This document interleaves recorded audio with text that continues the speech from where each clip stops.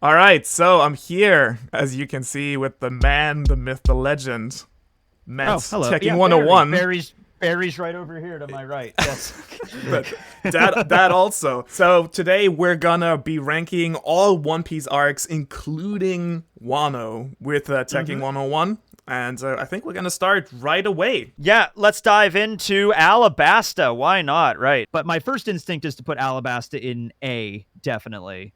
I would agree with that. Like hmm Alabasta, it's really, really, really good arc. Let's put it in A. I'm totally down for that. Just as Wano is the culmination of a saga that has been going on for Yes. now like over 10 years, that was what Alabasta was for the initial major saga of the Straw Hats reaching the Grand Line. So, Yes. yeah. No, absolutely. We got the entire Vivi storyline. We have the culmination of like Drum Island and everything, Whiskey Peak, everything that's been going on there. Crocodile just still. Crocodile as a villain was the first villain of One Piece. I mean, Arlong too, but like Luffy still beat Arlong ultimately on his first try. Yes, yes. Crocodile was like Luffy tries, Crocodile wins. Luffy comes back, is a little bit more clever. Luffy fails again, and then finally third time's the charm, and he actually finally beats him. But Right? it was effort. Yeah. Amazon We Lily. have Amazon Lily. By the way, these are all the volume covers, the Tankobon covers, and that is my favorite Dude, Tankobon it's cover so of all good. time because it's like Luffy walking across the snakes and then the Boa siblings there. Oh my god, it's so good. So it's a very short arc, and it's really more of just the setup for Interlude, what yeah. Impel Down and Marineford are going to be. Um, but we do get introduced to Boa. We see Luffy on his Yes. own for like the first time since the very beginning of the story. Really, I'm skirting right now between C and B. Honestly, I was thinking I would kind of tend towards a B just because the thing I yeah, like so much about it as an arc is how different it is at that point in the story. At least it felt so different from the entire story we had gotten so far because it was Grand Line, like it was islands on the Grand Line, kind of like Luffy and the Straw Hats going there to help to liberate. This is an island that is explicitly outside of the Grand Line in the Calm Belt. yeah, And yeah. Luffy goes there to get help. Like he gets sent there because he's He not gets sent strong there by enough to Kuma. exactly. Yeah, Later yeah. he's taken there after the war and Rayleigh comes there to take him away and train him. So it basically is like a twist on And on the classic Luffy arc for me. it's a short arc, but it gets its point across and it introduces so many plot points and like backstory for characters. I Yes. think B is important. We Yeah. have and we have some Conqueror's hockey in there as well. Let's see. Next one. Okay. Arlong Park. Ooh. Arlong Park, the best arc in the East. Well, I don't know. There might be an arc I like more in the East than Arlong, It's but it's the pretty most up there. popular, you know. Yeah, yeah, yeah. It's pretty up Absolutely. there. I mean, I'm thinking A immediately with this. I think Arlong Park is. I mean, there is obviously always the Baratier arc, which for many people is the first time they actually really fall in love with One Piece because we have the Zoro That Mihawk fight. it was with me.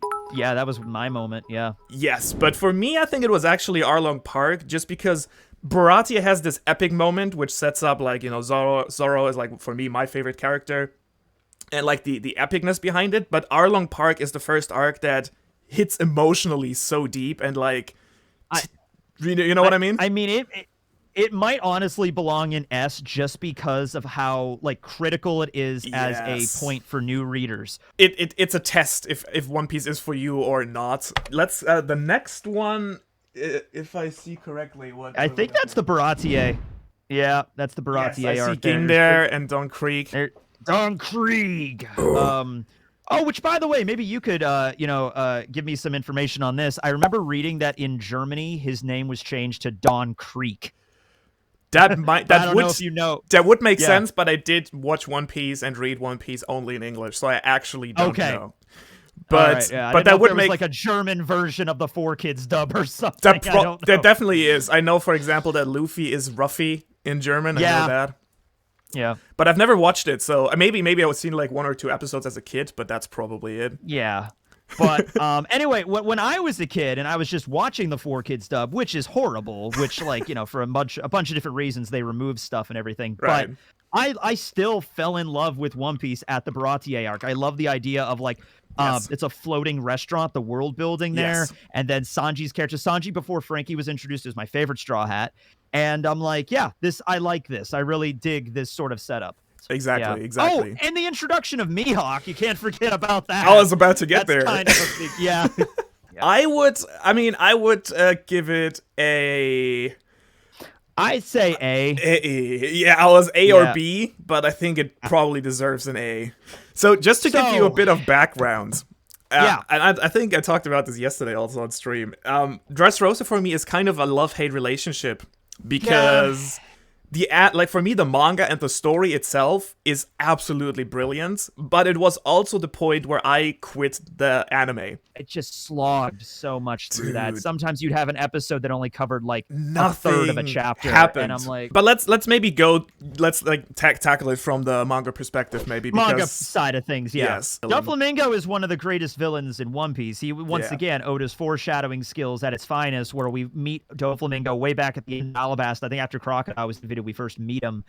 It's like, yeah, we're not going to find out what this guy can do for 10 more years, but he's always in the background, like manipulating things, and we always know he's there and he's powerful. We get a hint of it at Marineford, but then we really see it here. And then how Oda takes 𝙬𝚎𝚐𝚐𝚘𝚙, a character we've known about for decade, and then mix him up beautifully in Law's backstory, who was like one of the most popular breakout characters in all of One Piece. Yep.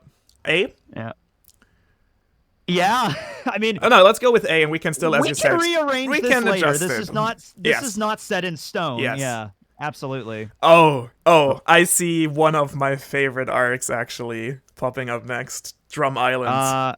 Drum Island. Oh, that's a good one. We could just make these all A's and call it a day. Dude. I mean, there's a few... I know there's going to be, like, a few arcs in there that are definitely going to be B or C. I think a B would be fair.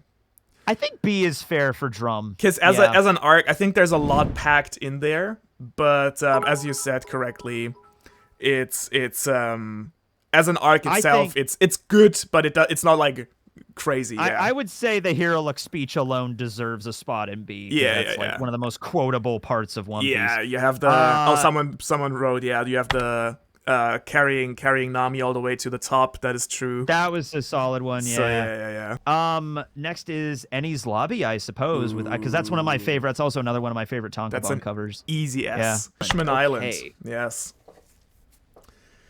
What's your thoughts on that? Difficult one, because I think in retrospect, it's a really great arc because of all the context we have now. I would say this is an arc that is based way more on the message rather than the actual events with what happens. Because when you think about it from the context of the story, this is right after the Straw Hats had 2 years of time skip. They're not losing to the new Fishman Pirates. We all know they're going to kick their asses, okay? And they do. Luffy has a little bit of a trouble fighting Horty, but even like Zoro almost kills Horty early on in the arc. So it's like, we know, I think Oda realized, like, okay, the Straw Hats are going to be able to win no problem. With very minimal effort. I'm going to make this about the story, about the world building, about the discrimination and the racism that pretty much exists in the One Piece world, all about the fishmen and the merfolk. And in that part, it shines beautifully. It's kind of, it's a little bit, so we're going to get to that later on. It's a little bit like Thriller Bark for me, where in retrospect, it gets a lot better because of the context we get. But in the moment, it was not the strongest, because also for Hody Jones, it kind of, at the end, it makes sense, obviously, where Oda was going with it. He was kind of, like, showing how discrimination can lead different people on different paths, right? But he could have been stronger as an antagonist in the moment, I felt, personally. B or C? I'm going to say it before I die again. Yeah, I would say let's go with a C maybe for that one, because I would say it's, like, in the moment, it was slightly, like, it was not as cohesive, in the moment at least, as was Fishman Island, as was Amazon Lily. Yeah, I think that's fair. Yeah. Still, like, good, especially in retrospect, a great arc, but... yeah, in the moment, it felt kind of weird. It was, like, also a hard arc to pull off properly, just because it was after the time skip and you wanted to show off how strong the Straw Hats were, but at the same time present, like, the super dark, like, concept of racism with the fishmen. So, difficult to pull off. It's a little bit difficult, but I think Oda did a good job of it. I think so as well. Next, all right, hopefully it stays that way. Impel Down. Oh, shit. My favorite arc. Is it? I would put this...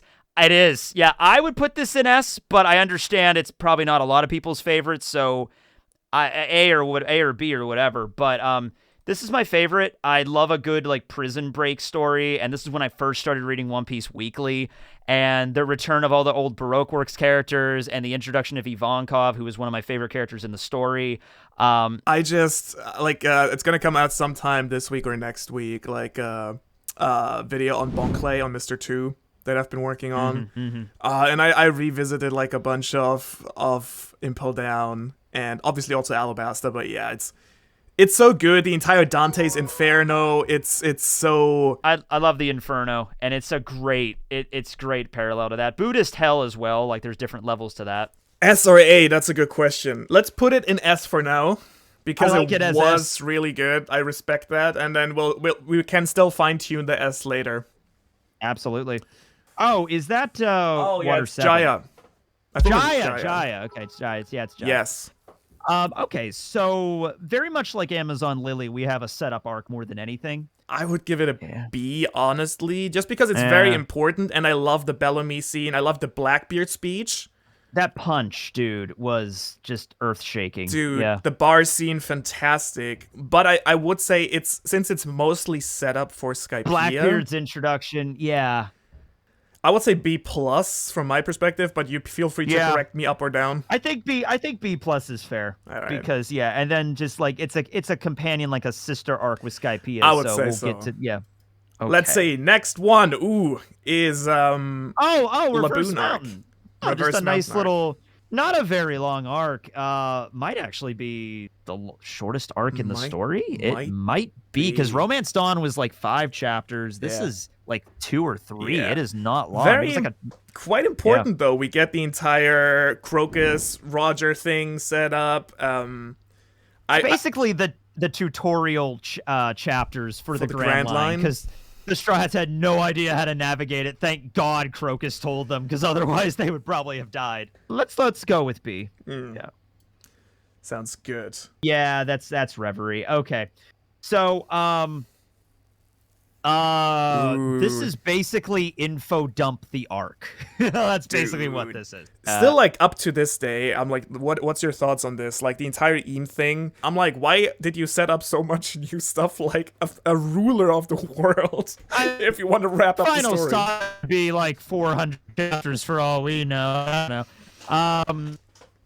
Eam is... I like to think Eam is some sort of immortal from the Void Century, whether that mean, like, Eam is literally immortal, just cannot die, or Eam is like a ghost. Yeah. Like, here's something like that. Like, I like to think that they originated from the Void Century, and they're like 900 years old in some capacity, Like, A, I think, is good. It's decent, definitely.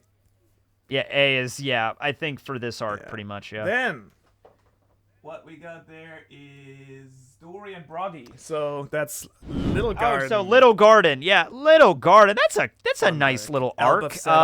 Okay, I'm gonna say C for Little Garden before I cut out again. Yeah. I feel like that sounds fair, just because it was like a fun arc. It did set up a bunch of stuff, but I would also say it was not like not super integral for the entire, like compared to the other arcs. Yes. I mean, it's just Oh, another really interesting one. Loketown next. I'd say A for Logtown, definitely. You okay with that? Nice. Yep. Let's drop that in here. Oh, next one is the infamous arc of One Piece. Okay, here's the thing. Yeah. I don't hate this arc in what it set up. I just hate Foxy as a villain. Yes. If this was a character that was introduced in East Blue that Luffy fought against, I don't think I would have worried about it too much because it's like weaker, but it's like, dude, Luffy just punched out a damn god in the last arc, okay? And now we're dealing with this guy. I guess you could look at it as like an innocent little arc in between after like we had Skypiea, which was super epic. Now it's something a little bit more normal. I think most people figured that this arc is setting something up for the end with the Davy Back fight, and like Davy Jones and Davy Jones Locker, it's kind of something that seems to be important, and you have all the Straw Hats who are like, no, like this is goofy what we're doing right now, but this fight is actually legit. It's gonna get big in a big way later on, but it doesn't change the fact that it's the one arc. Like, I always tell people, don't skip anything with One Piece. Everything will be important, but... you could kind of... Yeah. This is the one arc where I'm like, you could probably skip this. I would put D. Yeah.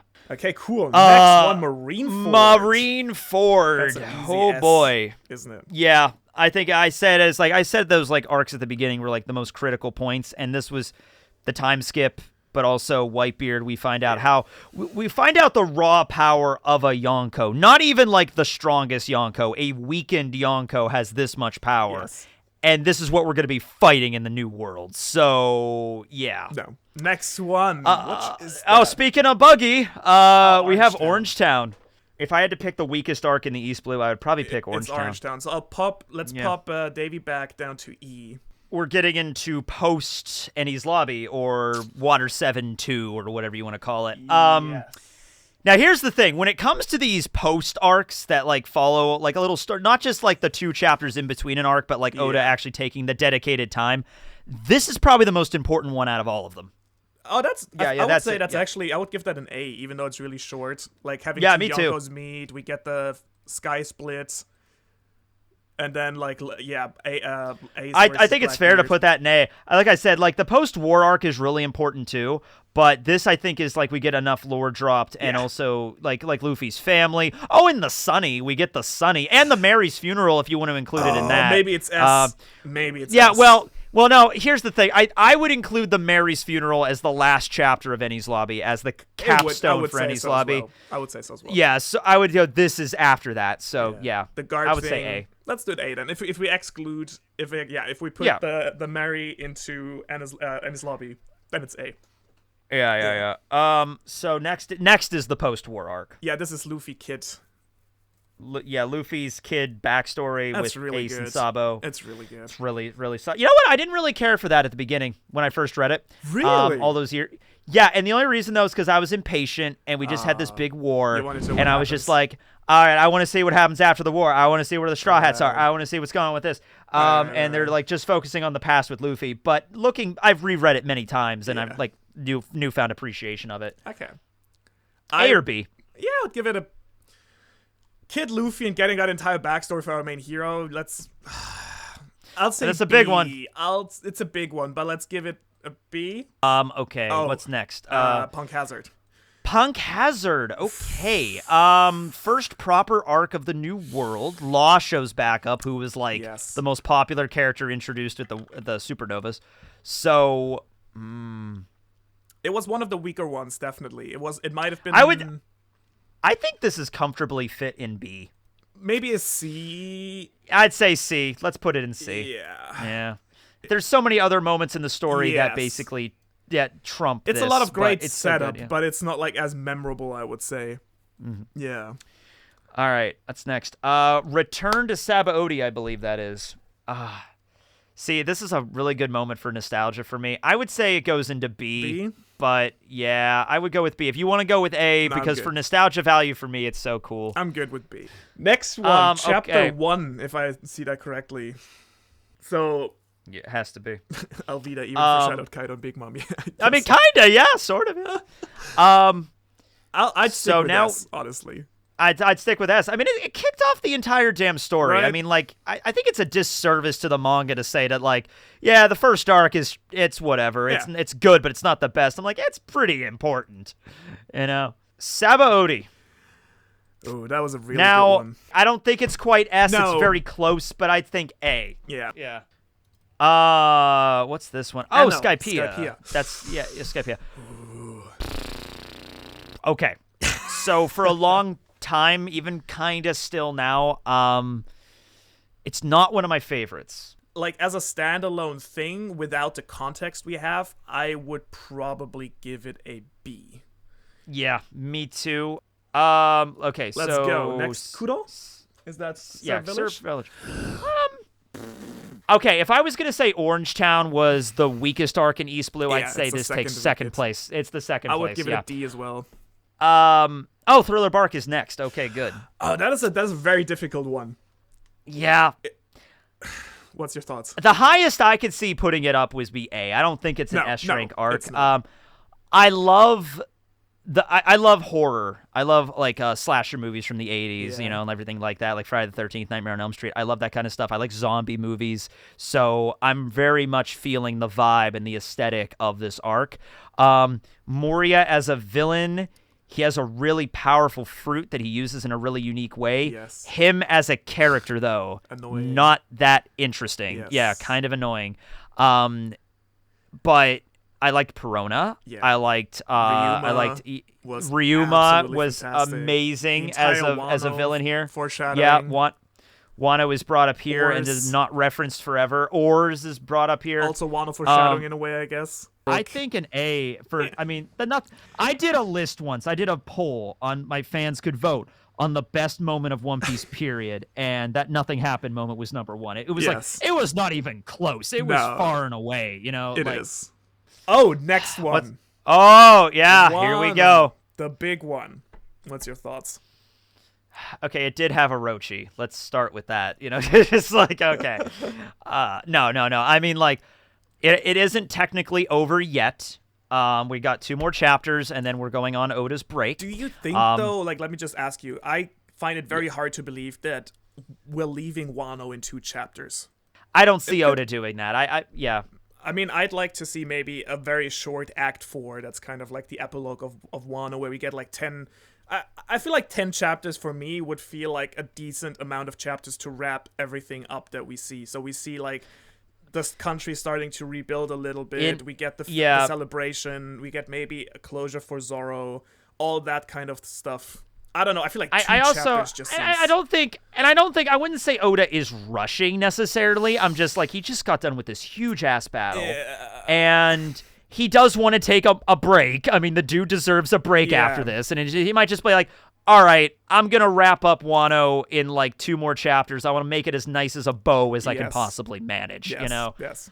There are going to be questions, but you can answer those later. We can always do a flashback later to Wano if we have to, you know? No, like, yeah. Like, let's say we don't do the Ryuma Zoro thing right now in the next 2 chapters. So let's say, a few chapters later in the next arc, maybe Zoro has a flashback to it. If you done. could pick, I assume you would also like to see a bit more of Wano, right? Not just of course. Wano, though, in terms of placement, S. Like, yeah, dude, absolutely. It's my favorite arc. Yeah. It definitely took my place. Like, it took for That's me. fair. That is fair. It did take over Water 7 and Enies Lobby for me. I don't make those decisions right away. I wait to see how it sits and how it, maybe probably by this time next year, I was like, all right, now it's been a year since Wano, we'll get a good idea. But absolutely right now. Yeah. Next one. Okay. So next arc, we can move on from spoilers 7. now. Water 7, Frankie! I'm putting it at A. Same. But what do you think? No, yeah, same. I mean, for me, Enies Lobby, Water 7, I kind of treat them as like one arc, honestly, personally. But if we splitting it, I'd say A, but it's so good. Oh, Whiskey Peak. Whiskey Peak. At the time, like, if you were just at Whiskey Peak, I would say, like, oh, yeah, Orange Town was like a D. Whiskey Peak, though, this is like an A right now. But, like, compared to where we've gone from the story, that's, I'll put it on D, absolutely. I love the way it's set up. I love the way it's like an island series that is animated through Big Mom's abilities. That she completely controls. It's the first time we get the true power and influence of a Yonko, and how powerful Yonko is. And Oda does not shortchange her. Luffy punches her and wins. Like, no, it's not how it goes. It's not. He's not good enough yet. He just barely no is good enough to beat, or even that is like kind of questionable. Like to be the first commander, like gets a good power. I mean, honestly. Luffy as he is now is a different story, but as he was then, I think Luffy should have lost that fight. Yeah, I mean, and I think Katakuri definitely, like, my personal opinion is that Katakuri did at some point just decide to train Luffy, kind of. Yeah, he's an honorable dude. Yeah. He got to a point in the fight where it's like, okay, we've been fighting for like 12 hours at this point.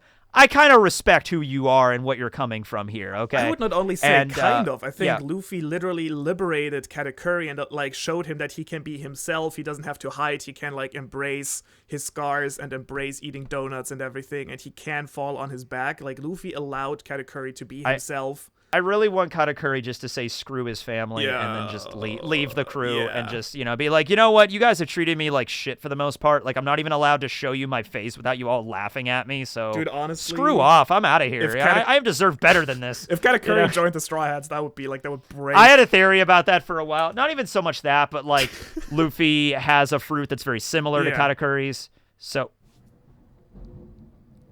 yes, we're still streaming. We're still good. So I would say A for Whole Cake Island. Yeah. I would go with A for Whole Cake Island, yeah. Nice. And then the last one is zzō. I'm glad at least it didn't go out like when we first started. Holy Dude, shit. that would have sucked, yeah. That would have sucked so bad. Okay, but zzō, I'd say B is good.